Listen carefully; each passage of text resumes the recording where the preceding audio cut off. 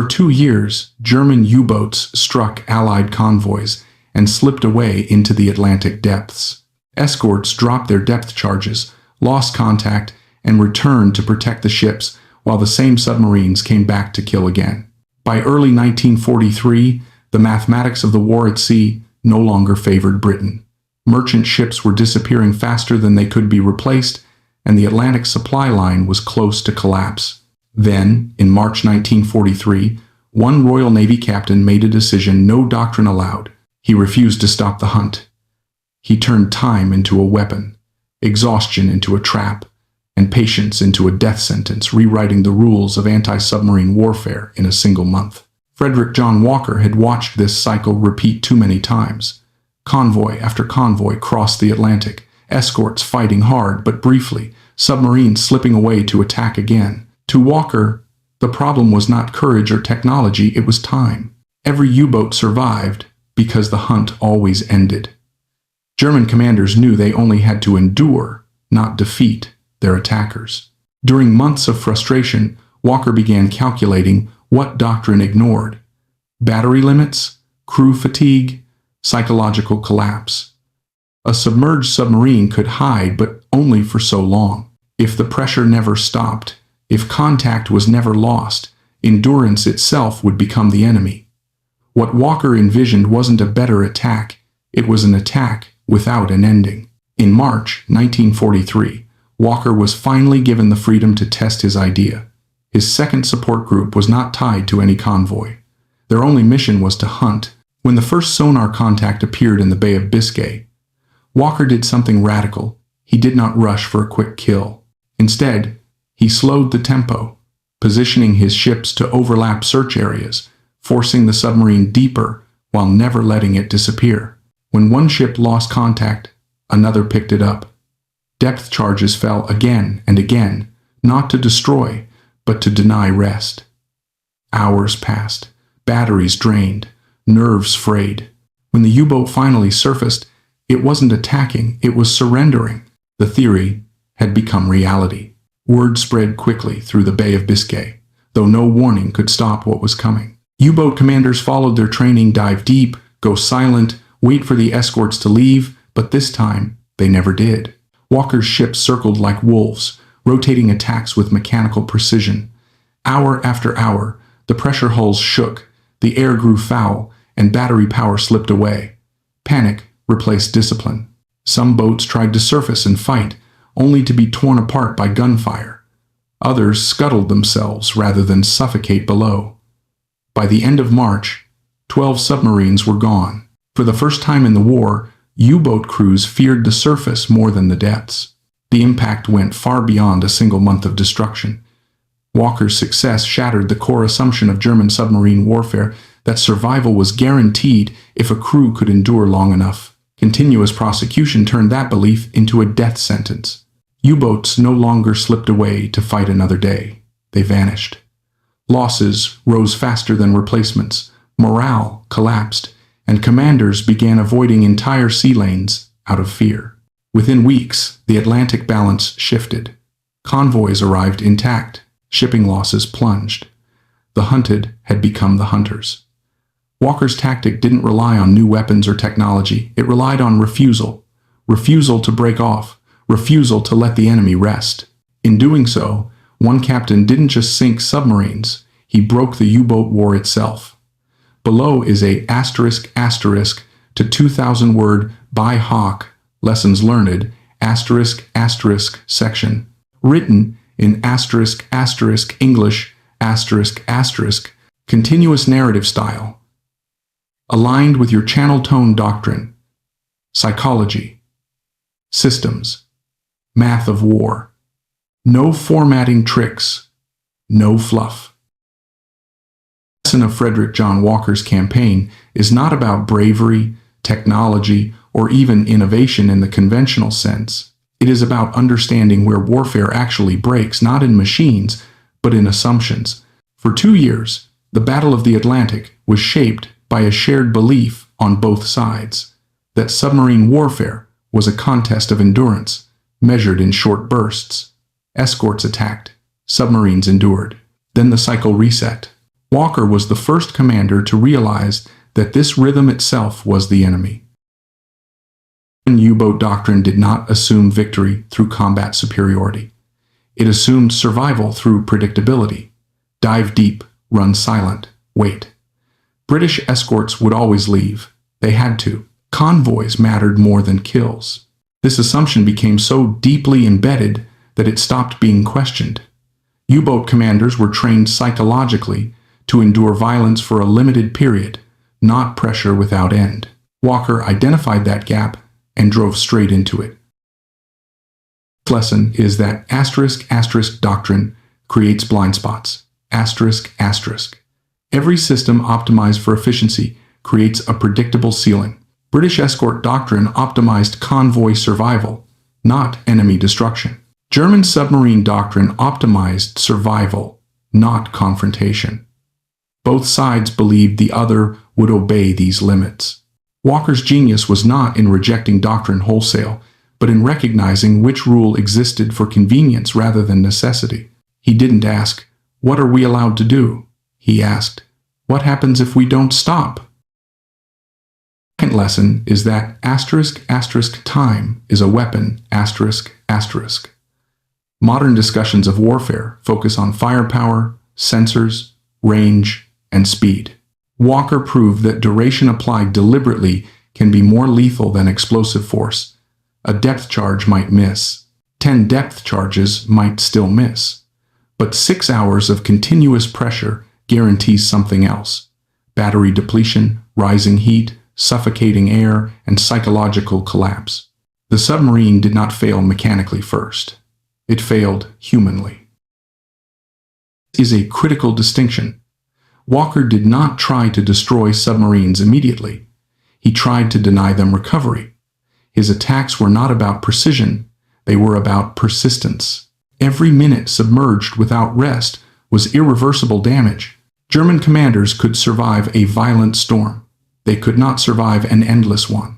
In warfare, destruction does not always come from impact, it comes from attrition, applied without relief. The lesson is that ** coordination multiplies effectiveness non-linearly. ***. One escort was dangerous. 3 escorts were decisive. This was not because of increased firepower, but because of overlapping certainty. When one ship lost sonar contact, another regained it. The U-boat could not exploit gaps. Escape depended on uncertainty. Walker removed it. It has broad implications beyond naval warfare. Systems fail not when they are attacked once, but when pressure is applied from multiple angles without synchronization errors. Walker's method worked because it treated the ocean as geometry, not chaos. Every movement reduced options. Every evasion burned resources. Every decision narrowed the future. The fourth lesson is that *** psychological collapse precedes physical defeat. ***. Post-action interrogations revealed something astonishing. U-boat crews feared extended hunts more than depth charges. Explosions were violent but temporary. Continuous pursuit was existential. Once crews realized the escorts were not leaving, discipline began to erode. Officers lost authority. Mistakes multiplied. Panic set in. It is not unique to submarines. In every domain of conflict, morale fails before hardware. Walker's tactic weaponized inevitability. The crew knew the math. Batteries were finite. Air was finite. Hope was finite. Once the timeline became clear, surrender became rational. That is a profound lesson in how wars are actually won. The lesson is that ** defensive thinking limits offensive potential. ***. British escorts had the tools to destroy U-boats. Years earlier, sonar, depth charges, trained crews. What they lacked was permission to pursue without limits. Walker's campaign shows that capability without doctrine is inert. Technology does not change outcomes unless commanders are willing to use it beyond safe boundaries. applies directly to institutional thinking. Organizations often possess latent power they refuse to apply because it violates established norms. Walker did not invent new weapons. He changed how existing ones were used. His success forced the Admiralty to confront an uncomfortable truth. Caution had become complicity in failure. The next lesson is that **** killing the system matters more than winning engagements. ***. Wolfpack tactics depended on submarine survivability. A U-boat that escaped today could attack tomorrow. Walker's method eliminated that regeneration. A submarine that encountered his group did not disengage, it died. That single shift collapsed the entire operational model of the German submarine campaign. Strategically, this was decisive. Once loss rates exceeded production, the U-boat war became mathematically unwinnable. Morale fell. Patrols shortened. Routes were abandoned. The Atlantic ceased to be contested. Walker did not defeat individual submarines. He destroyed the logic that made them effective. The seventh lesson is about ***, leadership cost, ***. Walker paid for his doctrine personally. Extended hunts, exhausted crews and commanders. Walker drove himself relentlessly, sleeping little, constantly refining tactics, pushing ships and men beyond accepted limits. His death in 1944 was not incidental. It was the price of sustained intensity. It is an uncomfortable but necessary truth. Transformational leadership often consumes its architect. Walker's doctrine outlived him because it was codified, distributed, and institutionalized.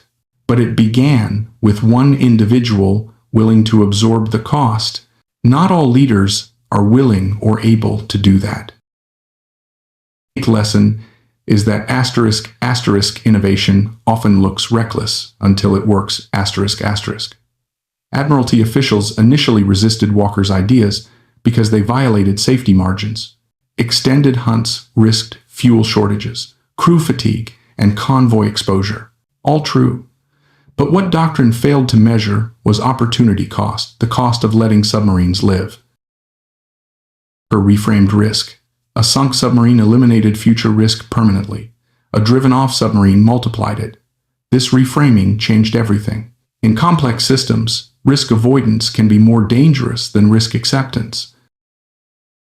The ninth lesson is historical but timeless.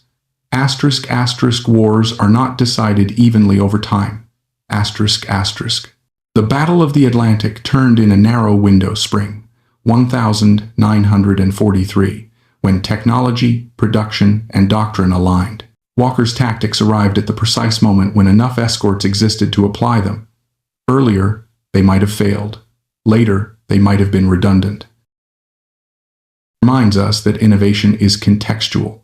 The right idea at the wrong time is ignored. The right idea at the right moment reshapes history. Walker's insight was not inevitable. It was contingent. The lesson is the simplest and hardest to accept. ***, refusal can be decisive. ***. Walker did not win because he was smarter than every German commander. He won because he refused to disengage. He refused to accept the idea that the enemy would always escape. He refused to let time reset the fight. In the end, the U-boats were not defeated by superior weapons. They were defeated by an opponent who understood that the human mind breaks before steel does and who was willing to wait until it did. This is the real lesson of March 1943. Not 12 submarines sunk, but a war turned by one commander who realized that endurance, when weaponized, is unstoppable. The deeper lesson of Frederick John Walker's campaign is not tactical, it is systemic. His success exposes how wars are often lost not because one side lacks strength, but because institutions optimize for the wrong outcomes. For most of the Battle of the Atlantic, the Royal Navy measured success by convoy arrival, not enemy destruction. This metric made sense politically and morally, but it created a structural bias toward short engagements and disengagement. Walker's campaign proved that when metrics are misaligned, Even competent forces can fight the same battle endlessly without progress. Escorts were doing exactly what they were trained to do. They were not failing. They were succeeding at the wrong task. Each convoy that arrived, even diminished, reinforced the belief that the system worked. Losses were normalized. Submarines escaping became an accepted cost of doing business. Walker was dangerous because he challenged not enemy behavior, but friendly assumptions. He forced the Navy to confront the uncomfortable truth that survival alone was not victory. The first lesson, then, is that measurement defines behavior. If success is defined as ships delivered, commanders will disengage to protect them. If success is defined as enemy capacity reduced, behavior changes radically. Walker reframed the problem from protection to elimination. Once that shift occurred, the same ships, crews, and weapons produced dramatically different results. The second lesson is about predictability as vulnerability. German U-boat commanders were not reckless gamblers. They were disciplined professionals operating within a stable expectation framework. British escorts always left. They always had to. That predictability became the submarine's greatest asset. Walker did not surprise the enemy with speed or firepower. He surprised them by violating expectation. Warfare, predictability is often mistaken for reliability. Doctrine exists to reduce chaos, but when doctrine becomes rigid, it becomes exploitable. Walker understood that the enemy was not adapting because they did not need to. The system favored them. Once he broke that predictability, German confidence collapsed far faster than German hardware. The third lesson is that pressure without resolution is survivable. Pressure without release is not. Traditional anti-submarine attacks were violent, but episodic. Crews endured them psychologically because they had an endpoint. Walker removed the endpoint. He did not increase violence. He removed hope. That distinction matters. Beings can endure extraordinary stress if they believe it will stop. They cannot endure moderate stress indefinitely. Walker's tactic exploited that asymmetry. The submarine became a sealed environment where time itself became hostile. Every minute consumed oxygen, battery power, and morale. The enemy was not the escort, it was the clock. The fourth lesson is about decision paralysis under continuous threat. U-boat commanders were trained for discrete decision cycles: dive, evade, wait, surface. Walker collapsed those cycles into one continuous crisis. There was no safe phase. Every decision carried immediate consequences. Over time, this eroded judgment. It's a crucial insight for modern conflict. Systems that force constant decision-making without recovery degrade faster than those facing sharper but shorter shocks. Walker unintentionally pioneered a form of cognitive warfare. He did not just exhaust machines. He overloaded command capacity. The fifth lesson concerns initiative asymmetry. Once a submarine was detected, it had only reactive options. Walker's escorts retained initiative throughout the engagement. They chose when to attack, when to reposition, when to pause, and when to resume. The submarine could only respond. Over hours, that imbalance became decisive. Initiative compounds. Each successful response by the submarine consumed resources. Each move by the escorts preserved theirs. Over time, the submarine's option space collapsed to zero. This is a lesson applicable far beyond naval warfare. Systems that maintain initiative win, even without superior firepower. The sixth lesson is that attrition must target regeneration, not output. German submarine losses mattered not because boats sank, but because crews disappeared. Training pipelines could not replace experienced commanders fast enough. Walker's campaign accelerated that collapse. Before March 1943, submarines were renewable assets. After March, they became expendable ones. That shift destroyed the strategic viability of the U-boat arm. Killing platforms mattered less than killing the system that produced confidence, experience, and institutional memory. Seventh lesson is about organizational courage. Walker could only succeed because Admiral Max Horton allowed him operational freedom. This matters. Innovation requires not just creative thinkers, but commanders willing to absorb risk on their behalf. Without Horton's backing, Walker's tactics would have remained theory. Institutions often claim to value innovation, but punish deviation. Walker survived because his results arrived quickly enough to justify the risk. Many innovators are not so lucky. This highlights a brutal reality. Successful innovation in war often depends as much on timing as on merit. Eighth lesson concerns scaling innovation. Walker's success mattered because it was documented, analyzed, and distributed. His tactics became doctrine within months. Too often, battlefield innovations die with their creators. Walker's did not because the Navy institutionalized them rapidly. Underscores a key principle. Innovation that cannot scale is not transformation, it is anecdote. The Battle of the Atlantic turned not because Walker sank submarines, but because others copied him. The lesson is about the illusion of equilibrium. For much of 1942, the Atlantic War appeared balanced. Losses were high, but steady. That stability was deceptive. The system was brittle. Once Walker's tactics disrupted it, collapse followed rapidly. Equilibrium in warfare often masks accumulated vulnerability. It has implications far beyond history. Systems can appear resilient until a single variable changes. Walker altered only one variable time. The entire structure failed. The 10th lesson is ethical but unavoidable. Relentless pressure has moral consequences. Walker's method offered U-boat crews no relief. Some surrendered, others died trapped below. This raises difficult questions about humanity in warfare. But war is not governed by comfort. It is governed by outcomes. Walker shortened the war at sea by months, saving thousands of merchant sailors and enabling operations like Normandy. He judges outcomes, not intentions. Walker's refusal to disengage cost lives, but fewer than the alternative. The final lesson is about refusal as leadership philosophy. Walker refused to accept inherited limits, refused to disengage, refused to believe that endurance favored the defender. That refusal reshaped a war. In most conflicts, the decisive factor is not technology, numbers, or even strategy. It is the moment when one side stops playing by assumptions the other depends on. Walker identified that moment and acted.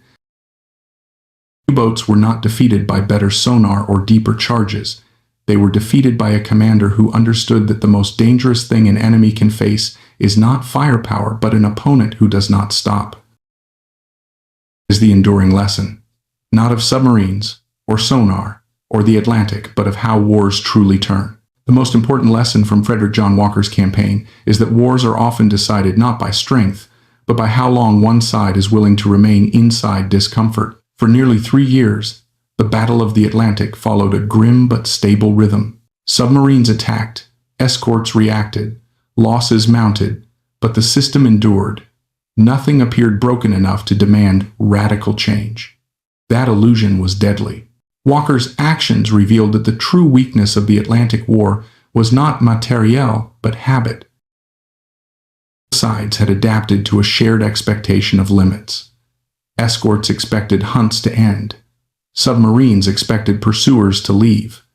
These expectations shaped every decision. German commanders did not need to outfight escorts. They only needed to outlast them. British escorts did not need to destroy submarines. They only needed to drive them away. Over time, this mutual restraint became invisible. It was no longer doctrine, it was reality. Walker understood that when two opponents share the same assumptions, the one who breaks them first gains a disproportionate advantage. He did not introduce chaos. He introduced continuity. The hunt did not stop, and because it did not stop, everything else began to fail. The lesson here is that systems collapse when denial is removed. German submarines were not fragile machines. They were robust, redundant, and well-engineered. What they lacked was an answer to a pursuit that did not end. Every aspect of U-boat design assumed recovery. Surfacing, recharging batteries, venting heat, restoring morale. Walker removed recovery from the equation. Once that happened, the submarine ceased to be a weapon and became a coffin with a timetable. It exposes a deeper truth about warfare. Survival depends less on strength than on rhythm. Soldiers, crews, and commanders are trained to endure specific patterns of stress. They are not trained for stress without pattern. Walker's method destroyed rhythm. The submarine crew could not tell when the attack phase ended and the waiting phase began, because there was no waiting phase. There was only continuation. The lesson is that most military failures are not caused by ignorance, but by delayed recognition. British intelligence already knew that U-boat crews feared prolonged hunts. Interrogation reports said so explicitly. Yet this knowledge sat unused because it contradicted existing practice. Walker did not discover a secret, he acted on one. That distinction matters. History often credits innovators with revelation, when their true contribution is application. Walker's campaign shows that information without will is inert. Data without permission does nothing. The Allies knew how to break submarines psychologically. They simply did not believe they were allowed to try. Also a lesson about how confidence becomes fatal. German submarine commanders were not reckless in 1943. They were calm. Too calm. Their training had worked too well. They trusted the system. Dive deep. Go silent. Wait. That trust had saved them dozens of times. When it failed catastrophically because there was no alternative response ready. Evidence delayed adaptation. Crews followed procedure even as evidence mounted that something was wrong. They conserved batteries because they believed time favored them. In reality, time was killing them.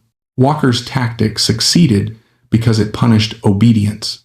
The very discipline that once ensured survival now ensured destruction. Highlights a brutal principle. Training can become a trap when conditions change faster than doctrine. The more deeply ingrained the behavior, the harder it is to abandon under stress. Walker exploited that inertia. He did not force German crews into new mistakes. He let them repeat old ones until those mistakes became fatal. Another lesson lies in how leadership redefines acceptable cost. Walker accepted exhaustion, fuel burn, and operational risk as necessary prices. Traditional doctrine treated these as unacceptable losses. Walker treated them as investments. That mental shift mattered more than any tactical detail. He understood that cost avoidance can be more expensive than cost acceptance. The principle applies beyond war. Systems fail when they prioritize short-term safety over long-term resolution.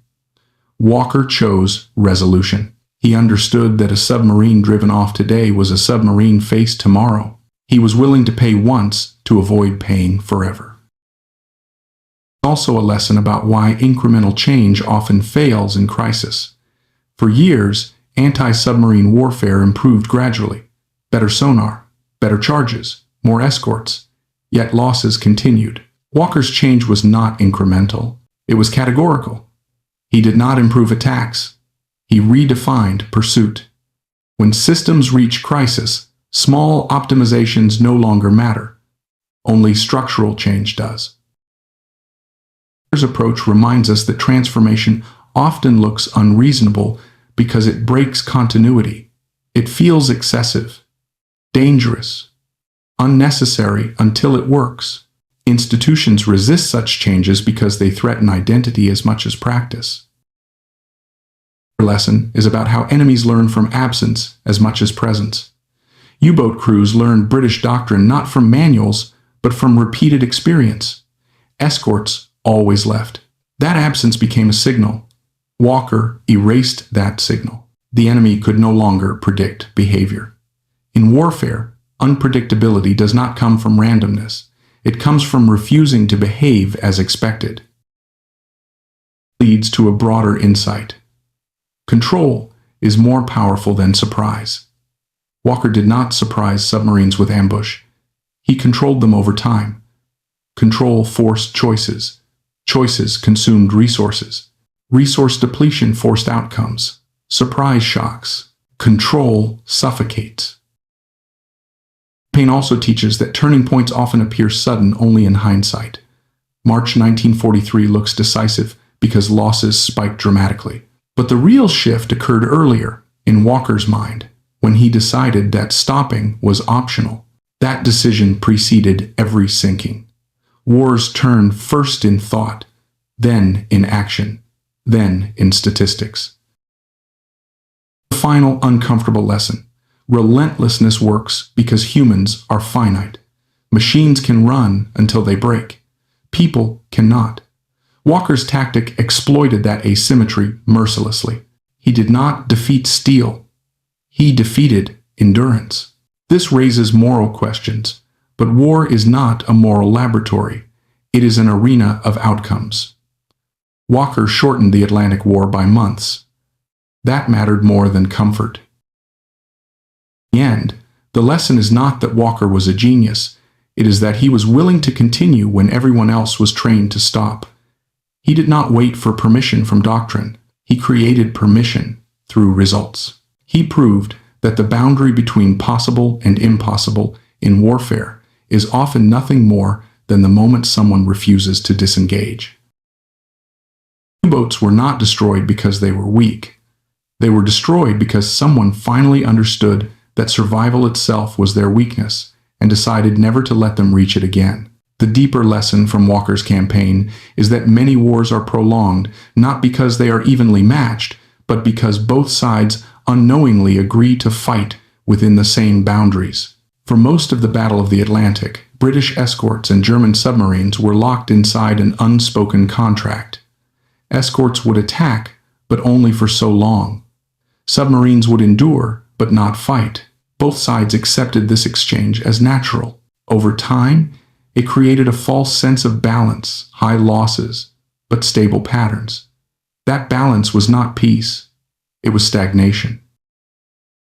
Walker's significance lies in the fact that he did not try to tip the balance slightly.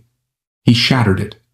He recognized that the apparent equilibrium was not strength versus strength, but restraint versus restraint. Each side limited itself because it believed the other side would do the same.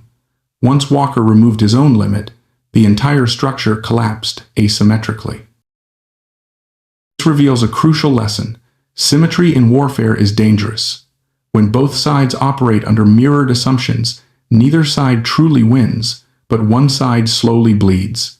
The U-boat campaign thrived because it existed in this symmetric space. Submarines accepted risk at the moment of attack. Escorts accepted risk only briefly.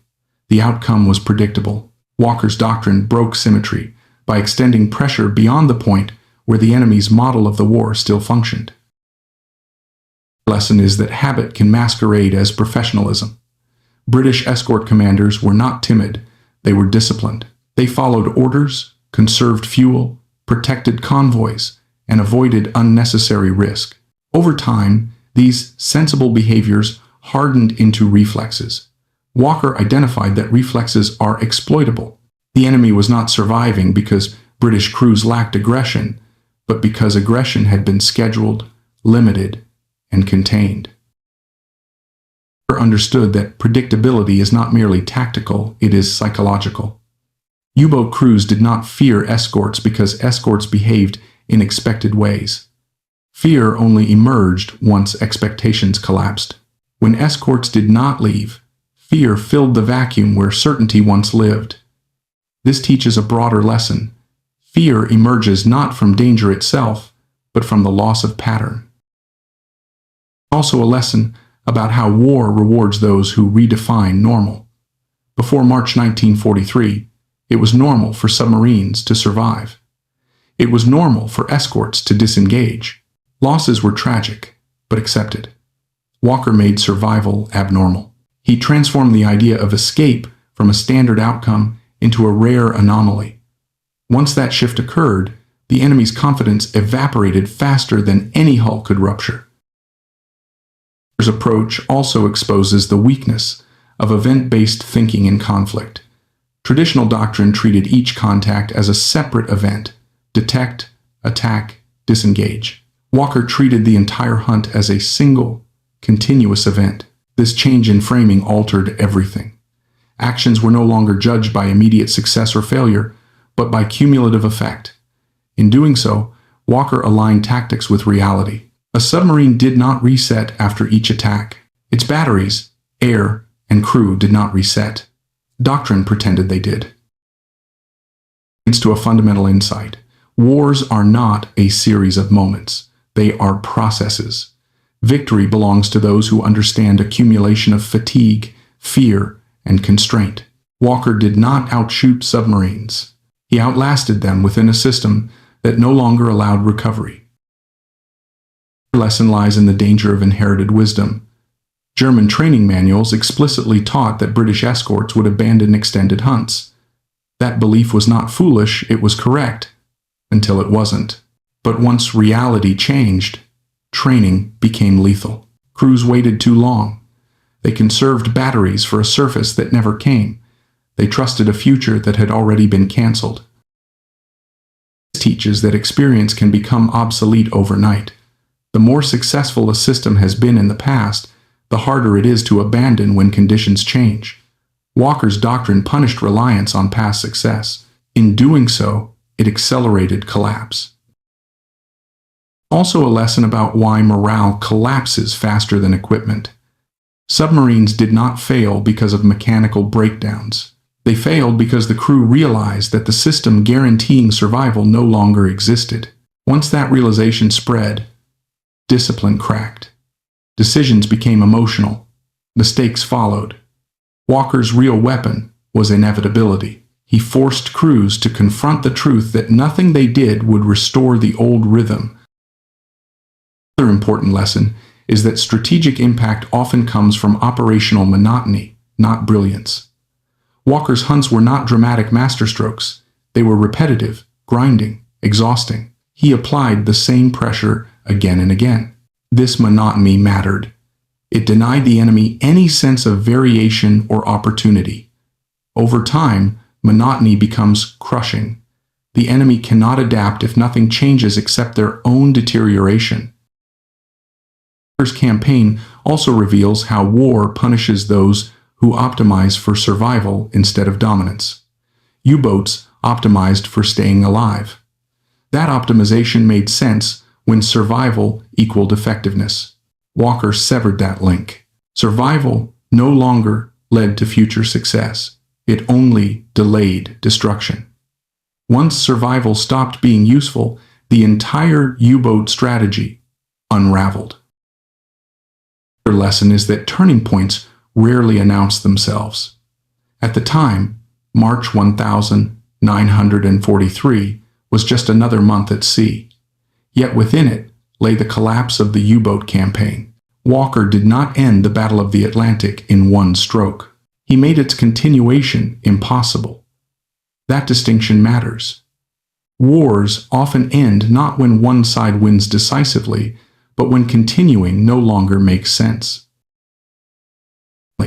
The most enduring lesson is about refusal as strategy. Walker did not innovate because he was ordered to. He innovated because he refused to accept the premise that the enemy must always escape. He refused to let the fight reset. He refused to disengage mentally, long before he refused physically. Warfare, the most powerful act, is often not attack, but denial. Denial of rest, denial of recovery, denial of expectation. Walker denied the U-boats the future they depended on. Once that future disappeared, so did their war. Why March 1943 mattered. Not because submarines sank, but because an assumption died. And once that assumption died, the Atlantic followed. The lesson revealed by Walker's campaign is that war is rarely decided by single actions, but by how those actions are connected over time. For much of the Battle of the Atlantic, both sides treated combat as a sequence of turns. A submarine attacked, An escort responded. The encounter ended, then the next one began. This turn-based way of thinking shaped every decision, every doctrine, and every expectation. It was also deeply wrong. Walker's insight was not tactical aggression, but continuity. He understood that nothing in submarine warfare truly reset between encounters, even if doctrine pretended it did. Marines did not return to a neutral state after each attack. Their batteries were weaker, their crews were more exhausted, their confidence eroded incrementally. Escorts, however, behaved as if each contact was isolated. By disengaging, they allowed the submarine to regain the very things that made it dangerous. Walker recognized that this false reset was the enemy's greatest advantage. By refusing to disengage, he exposed the cumulative nature of the fight. It reveals a critical lesson. Linear thinking fails in cumulative systems. Traditional doctrine assumed that if an attack did not succeed, it had failed. Walker rejected that idea. Every minute of pursuit was progress. Every forced dive mattered. Every battery percentage lost was permanent damage. Success was not measured by explosions, but by exhaustion. In this framework, time replaced firepower as the decisive variable. The lesson lies in how doctrine simplifies reality to make it manageable, but that simplification can become lethal. Escort doctrine reduced submarine encounters to manageable blocks of time because convoys needed protection elsewhere. That simplification ignored the enemy's internal state. Walker reintroduced complexity. He treated the submarine as a system under stress, not a target to be destroyed in one pass. The psychological dimension of this is crucial. U-boat crews were trained to survive intensity, not continuity. They could endure violent attacks because violence implied an end. What they could not endure was the absence of an end. Walker's hunts removed closure. Without closure, stress accumulated unchecked. Morale collapsed not because men were weak, but because the structure supporting their endurance had been removed. Leads to another lesson. Certainty is more important to morale than safety. German crews accepted danger because it was predictable. They knew the sequence. When that sequence vanished, danger became overwhelming. Walker's tactic shattered certainty. Once crews realized the escort was not leaving, fear replaced calculation. Decisions became reactive. Errors multiplied. Also a lesson about how systems fail from the inside out. Submarines were not destroyed because their hulls failed first. They were destroyed because their crews lost the ability to function coherently. Walker's method forced submarines into prolonged internal crisis. Heat rose. Air fouled. Men made mistakes. Command authority weakened. Mechanical failure followed. Psychological failure, not the other way around. Our insight is that war rewards those who understand asymmetry and recovery. Escorts could rotate crews, refuel in port, and operate in open air. Submarines could not. Walker exploited this imbalance relentlessly. What was merely tiring for his ships was catastrophic for the enemy. He did not need superior strength. He needed superior sustainability. It exposes a broader lesson. Endurance favors the side with access to recovery. Walker turned that truth into a weapon. By denying recovery to submarines, he inverted the balance of endurance.